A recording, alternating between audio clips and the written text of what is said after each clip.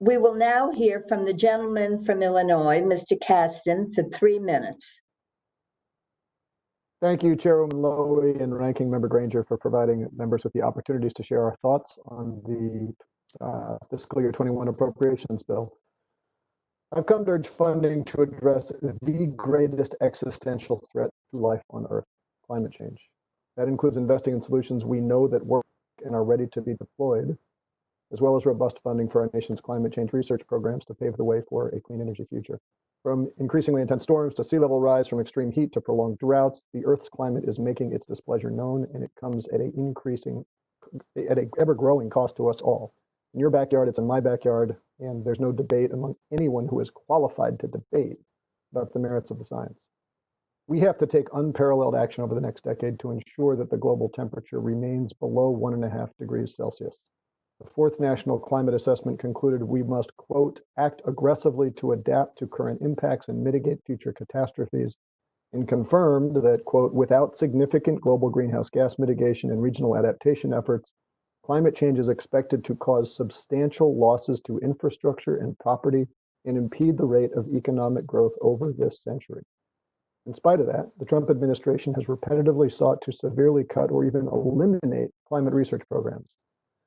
The president's 2021 budget requests cut climate science.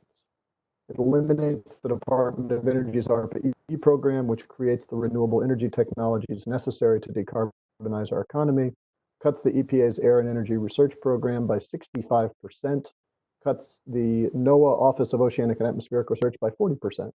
Without strong funding for these programs, we will not be equipped to address the greatest challenge that is facing our species. We're going to do two things. Number one, we must invest in those climate solutions that we already know work. Across the world, there are legions of nations with similar, if not better, qualities of life who use less than 50% of the energy the US does per dollar of GDP. It's because they've recognized that policies that make us more efficient in our energy use yield positive returns. Now, what that means, to dumb it down, is that even if you are a tinfoil hat-wearing climate denier, your economic interest alone is sufficient to embrace those policies. That'll require new incentives for low-carbon technologies, but even more important is the elimination of subsidies for fossil fuels and associated regulatory barriers to economic and environmental sustainability.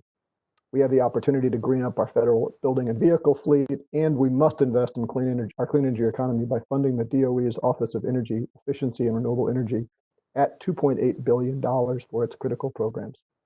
Second thing we have to do is to invest in a massive RD&D effort for those areas of the economy where we do not have low carbon alternatives.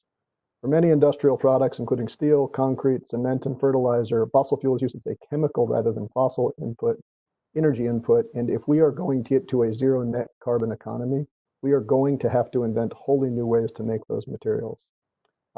That's going to require robust funding across the entire government, including NOAA, EPA, DOT, DOE, Energy Office of Science, and the Department of Defense. Specifically, $582 million advanced research projects, $94 million in energy innovation hubs, and $130 billion in the Energy Frontier Research Center.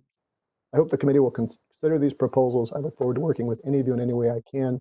Chairman Lowy, thank you again for having me here today, and thank you for your leadership. And thank you. We appreciate your testimony.